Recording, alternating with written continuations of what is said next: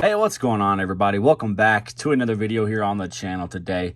Today I have a video that I've been meaning to make for quite a while, actually, but I wanted to make sure I had enough examples of each before I made this video, because I really wanted to see, you know, if multiple diecasts had the same trends. You know, I didn't want to base a video off of one diecast, either diecast body and chassis or the regular version. So wanted to wait a while, so I got a little bit of each. I think now I have, let's see, 4 or 5. I think I have 4 diecast bodies and chassis, maybe 5. And the rest of them are obviously just the standard Gold Series. I don't even think they're the Gold Series anymore. They're just the standard 1/64 scale. So I'm going to go through pros and cons, pretty much, features of each side, and let you know at the end if I think the diecast body and chassis is worth the extra price. And if you followed along the last few months in my videos, you probably already know the answer to that. But nonetheless, I'm going to go through some examples and some information for both. So starting off, we'll go through the diecast bodies and chassis diecast. So I'm only going to show you one today. And this is Noah Gragson's Biggie Bag car. This was the first one that I got, so, you know, I feel like it's fitting for me to use that. And then on the right side, we have a standard 1/64 that I got earlier in the year, and this is Ryan Blaney's Limman 1/64. So 2 earlier versions of each, and I'm going to put them side by side here. And off of first glance, you're not going to be able to tell a difference at all. Really, they look identical. And, you know, starting off with the features, so the diecast bodies and chassis edition's $15, $5 more than the normal. I think it's 5. It might be, yeah, it's $9.99 and I think $14.99, I think, but I think it ends up being, you know, 10 to 15. So I'm going to say $15 for a diecast bodies and chassis. So that's for one 1/64 car. Okay. On the right side, we have the regular 1/64, and they are $10, so $5 less. $10, in my opinion, is a little much for a 1/64. Honestly, think about that. It's probably right where it needs to be, but, you know, $15 is a little much, in my opinion. Another feature of the diecast bodies and chassis cars is that they feel a lot heavier. I guess this is because they have, you know, a diecast metal interior. It's not plastic, not metal, really. I don't know what's inside, honestly. But the interior is different than the standard 1/64. So you pick up the 1/64, the standard one, feels lighter, kind of feels more toyish. These, on the other hand, feel like more of a collector item. And on the box, it does say limited edition adult collectible, and I can understand why. They feel a lot heavier and they feel like they're better quality. Now, whether they are better quality, that's, you know, that's what we're debating here. So the regular version is less heavy, obviously, and the bodies and chassis is a little bit heavier than the standard 1/64.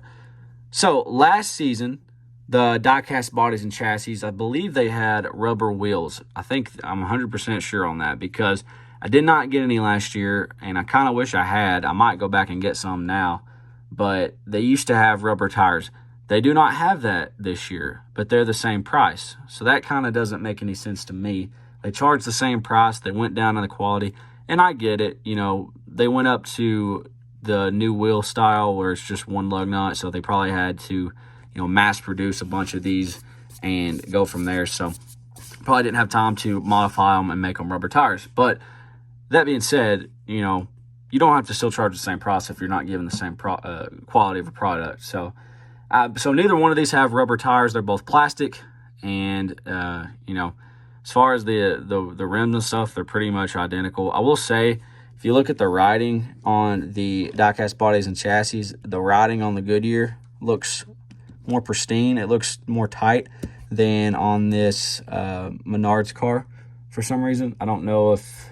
I'm looking at the other ones I have right now behind this, and it seems to be a trend too, so something smaller right there, but that's not a make or break for me, obviously. But you know, that's a couple of examples of decals right there. And, you know, for a while, I felt like the decals on the diecast bodies and chassis were somewhat better, and I had less issues out of them. I will say the issues aren't as, you know, common, or not common, but they're not as drastic as some of the ones you'll see on the regular 1/64s. But, like, we have issues right here where they overwrapped and stuff. And I think there's an issue on another one too. Oh yeah, my Black Rifle Coffee Company car. If you watch my review, the back writing on the sponsor was chipped off. So, and then this Blaney car right here is just a standard, and you know the decals on it are really good, and they did a good job with it. I have no issues with it, so I really don't think it's a product of paying the extra $5 for better decals. I think it's just, you know, whether Lionel hit or misses on a decaling effort. So I don't really think the decaling is really a major thing in making this decision, but probably, in my opinion, the biggest difference in these diecast bodies and chassis cars is they come out about a month to a month and a half earlier. It feels like it might just be a month, it might even be just a few weeks, but it feels like they come out a lot sooner. Now, you know, from an outsider's perspective, that's kind of cheap on Lionel to, you know, pretty much make you pay $5 more for a diecast body and chassis car to get it a month in advance, when you really could just wait that month time and get the $10 one, which in my opinion would make more sense. So if you've been following along this video, you probably already know my answer. No, I do not think it is worth buying the $15 diecast body and chassis collectibles. If you are, you know, someone that only collects, you know, like one driver or something like that, or even race versions. Race versions is a different topic.